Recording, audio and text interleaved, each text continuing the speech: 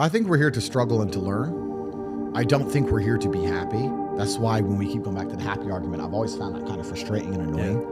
When someone goes, oh, but I want to be happy. Why? Why do you want to sit there and laugh? Like you were happy your entire childhood. That's your happy days. You're allowed to be happy as a kid. It's all over now, right? You're a man. You have responsibilities. I think we're here to do important. Provide, protect, and we're also here to do important things. And important things are going to be difficult, and they're going to be hard, and you're going to get frustrated. But that's what gives you purpose. I don't see anyone who's chasing happiness. I think that's a very feminine frame. I understand why some women just want to be happy. I don't know how it feels to be a girl because I'm not one. But in my experience, I know women who just want to be happy. Yeah. Girls just want to have fun. Fine. But you're a man, right? And if you're a man, then it's absolutely an utterly different experience of life. I think we're here to struggle. I think we're here to endure pain. Yeah. I think we're here to just see how hard we are to kill. I think that going through terrible things and living through them and coming out the other side is one of the most fantastic things about being human.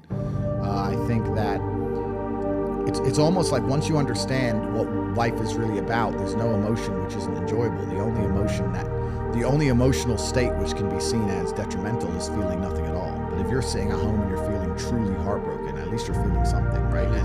And I think that's the whole part of being human. I think we're here to struggle. I think we're here to go through pain. I wake up each day and go, what can I attack? What problem can I solve?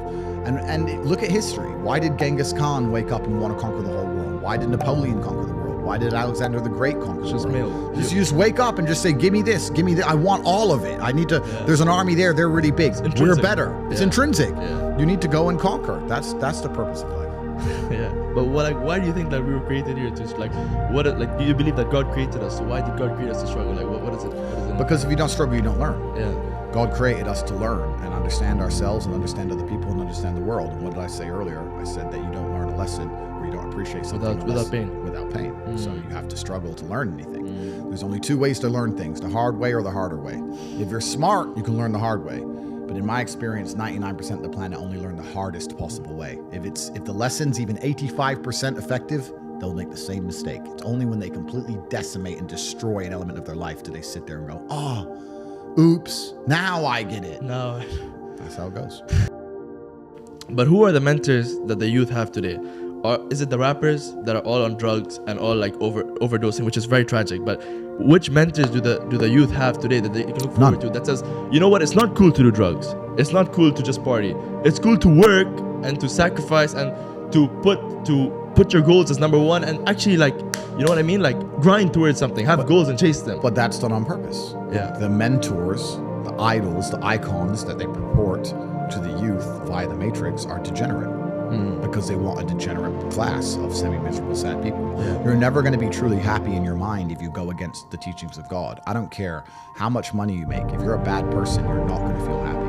I don't care how much money you make. If you snake people or lie to people or do bad to people, you're never going to feel happy true deep in your heart. True in your heart, we're intrinsically designed to do right and do good. And that's something that God gave us. And when you have that, you understand that that's more important than anything else. So these people who are up here promoting degeneracy, saying, take Percocets and bang girls and drink vodka and you're going to be great. I drink. I'm not saying I don't drink, but that's not my message, right? And those people are never truly happy, and they're trying to purport that and convince people to do the same, so that the whole populace is never truly happy. And like I said, now we go in circles. We've already discussed why they don't want us to be happy. Exactly, so that's why. Do you think the drinking is like an escape of sorts, or? I love alcohol, right? I drink, right? So I'm a drinker, but it's not my message. I don't sit here on a podcast and say, everyone drink. But rappers' message is degeneracy. Drink, crime, rob this guy. Completely. And kill that guy. Completely. And I'm saying that if you live that way, you're never going to be truly happy in your heart. If you want to feel happy inside of yourself, and you want to feel content, and you want to feel stable inside of yourself, you need to live true to God. And I'm not saying you can't drink a little bit of alcohol or not party or not have a little bit of fun, but you have to be a good person. You have to balance life. You have to balance life. You have to be a good person overall. I know I'm a good person, and when the Matrix is trying to convince the world that I'm not, that just proves even further that I'm a good person. The world we now live in today, when the mass media machine is trying to tell you somebody is evil, you can know pretty well that person's probably good, and vice versa. Like, there's a reason they are trying so hard to convince people to ignore their own ears. People listen to my message and go, that's a positive message. And the media machine's going, no, It's not positive. He's bad. They're trying to brainwash you. Yeah. No, honestly, you're right. I'd like to ask you, like right now, in this moment, are you happy? Is this like the happiest moment you've been in your life? Or can you think back to a time where you were like, this is the happiest moment of my life? I don't believe in the societal paradigms in which they have tried to construct this idea of happiness. I don't believe or subscribe to the way that happy and sad is currently understood by the masses of the population. I think if you are anything less than absolutely distraught, you are happy. You're a version of happy.